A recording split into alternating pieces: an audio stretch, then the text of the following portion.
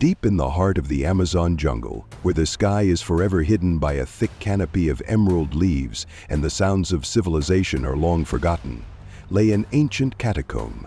This place was surrounded by something inexplicable, a silence too deep even for the jungle, and air steeped in the strange scent of decay and dampness. Local tribes told legends of the catacomb as a sanctuary for forgotten gods, whose dark rituals had long been lost in the depths of time. But the fear of the place remained. It was said the catacomb was cursed, and its treasures were a price for the lives of those foolish enough to intrude. The jungle's whisper, barely perceptible, seemed to accompany anyone who ventured near, warning of mortal danger. James and Michael, two seasoned smugglers, were used to mocking such tales. Money was their god, and greed their guide. The legend of immense riches hidden within the catacombs only fueled their excitement. No warning could deter them. Armed with gear and weapons, they set off, confident they could outsmart even a curse. But the jungle was ancient, and its whispers spoke of something else entirely. Chapter 1. The Road to the Unknown.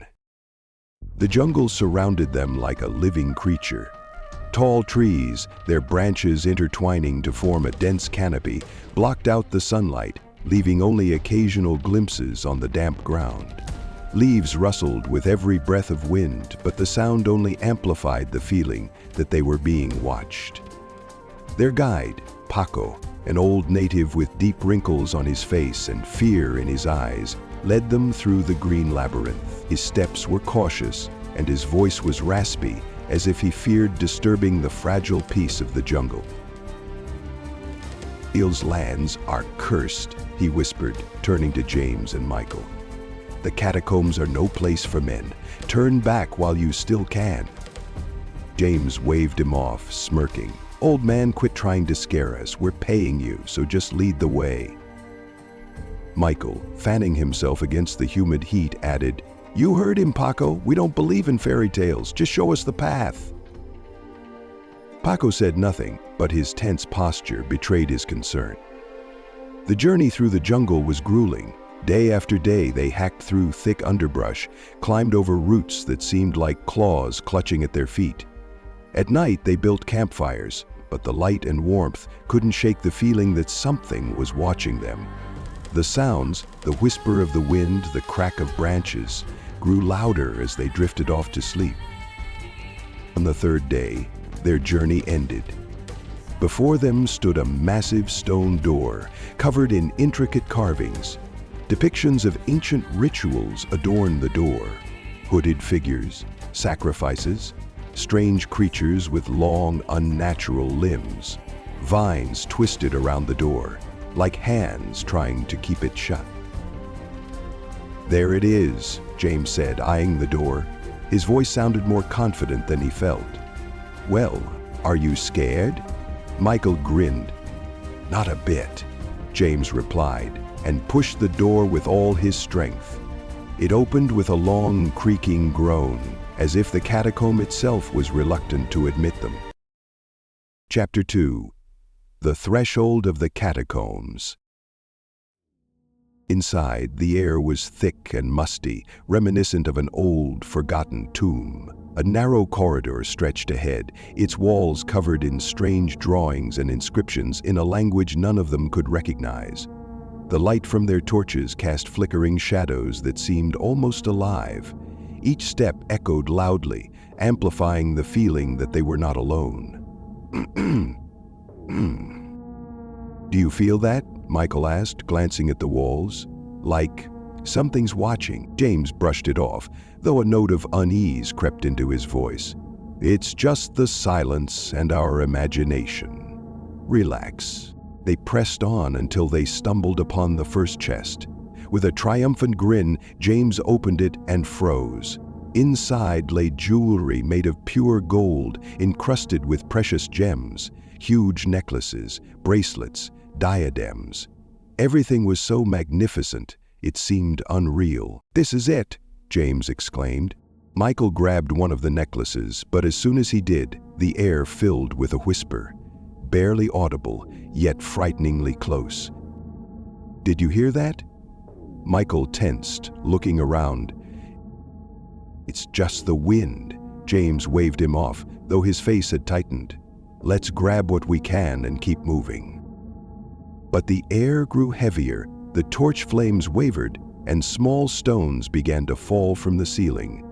The whisper grew louder, and in it there were words, though the language was incomprehensible. Moments later, they entered a vast hall bathed in a strange light. Chapter 3. The Hall of Shadows. The hall was both majestic and terrifying. Its walls stretched high, disappearing into the darkness above. A mysterious light emanating from nowhere illuminated piles of gold, jewels, and artifacts scattered across the floor. Despite the visible wealth, something sinister hung in the air, as if the catacomb itself was warning them. "This is our chance," James shouted, rushing to the nearest pile of gold. "Let's grab what we can and get out." Michael hesitated.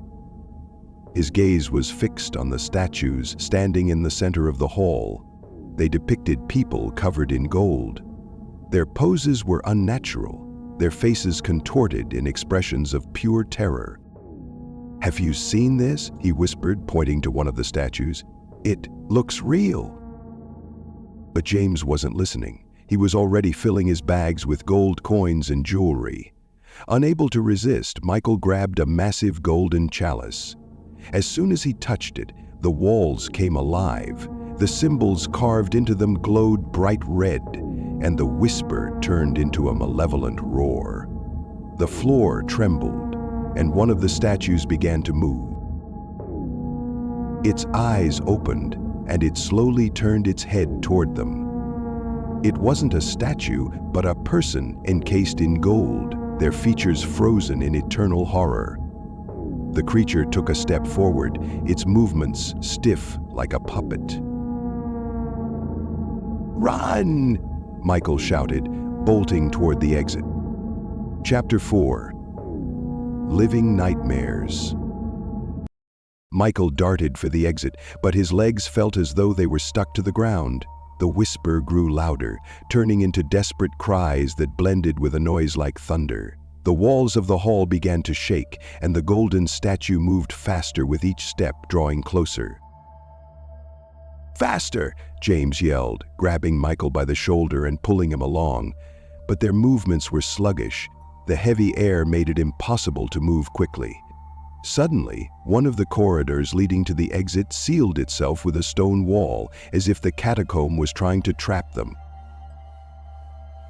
Michael froze, his eyes wide with terror. The golden creature kept advancing, now almost upon them, ready to strike. Its face, twisted in eternal agony, was a reflection of the endless torment it endured. "We need to find another way out," James shouted, tossing a torch down another corridor, but the flame only briefly illuminated the darkness. There was no exit. Chapter 5. Hidden Gates. Their panic gave way to cold realization. The catacombs were not letting them leave. As James, in a frenzy, rushed down one of the corridors, he noticed unusual symbols on the walls that had previously been hidden. It was as if the screams of those who had once been here were etched into the stone. "Look!" he cried, pointing to the mysterious markings that began to glow in the dark, as though the stones themselves were breathing light. The walls shifted, revealing hidden gates. He rushed toward them and pushed. "We found the way!" he gasped, running into the tunnel that had opened. But the tunnel wasn't what they expected. It didn't lead to the outside, but deeper into the catacombs. Shadows swayed along the walls, and ahead was not just darkness, but something far more ominous. Waves of pain, trapped in stone, seemed ready to tear them apart. Chapter 6. Into the Void. Deeper in the catacombs, their footsteps echoed through tunnels filled with eerie creaks. James and Michael could feel their hearts pounding in rhythm with the pulsing sounds coming from somewhere deep within. This wasn't just a place. It was a living entity, a tapestry of ancient evil woven into everything around them. Suddenly, they found themselves in an empty chamber. At its center stood a huge bowl filled with a liquid that glowed with a strange fluorescent light. There was no music, no screams. There was just the whish of the wind. "This must be it," James said, approaching the bowl and gazing into its contents. "This is what we came for." Michael, almost in a trance, stepped toward the bowl and reached out. As soon as his fingers touched the surface, the chamber filled with voices. It was the whisper of those who had once been here. They begged for forgiveness. They screamed. They pleaded. Then James realized that this whisper wasn't just an echo of the past. It was the voice of the catacomb itself, ready to devour anything living. He felt everything tearing itself apart, as if it were being discarded for energy. Chapter 7. Dark Choice. Before them lay a choice. The bowl beckoned, as if it was the source of power, and its light promised freedom. But James knew that behind the light lay something far more terrifying. "Michael, don't touch it!" he yelled as his friend began to lift the bowl. But it was too late. As soon as Michael touched the liquid, his body began to warp, his skin cracking into golden fissures, as if he was becoming part of the very nightmare they had awakened. His eyes filled with a blank, hollow gaze, while his mouth opened wide in a silent scream. James, horrified, ran toward the exit, but the jungle had already claimed him. Chapter 8. The Final Escape. James, horrified by what had happened to Michael, ran for his life, his heart pounding in his chest. The corridor seemed to stretch endlessly, the walls now pulsing with that strange glow, as though the very catacombs themselves were alive, closing in on him. The whispers grew louder, transforming into ghastly cries and echoes of the doomed souls who had come before him. Behind him, he could hear the sound of heavy, unnatural footsteps. Michael, if that creature could still be called Michael, was chasing him, his body now completely engulfed in gold, moving with a jerky, puppet-like motion. James knew he had to find an exit, but every corridor seemed to twist and turn, leading him deeper into the labyrinth. Panic clouded his thoughts, and he stumbled over stones, his breaths ragged.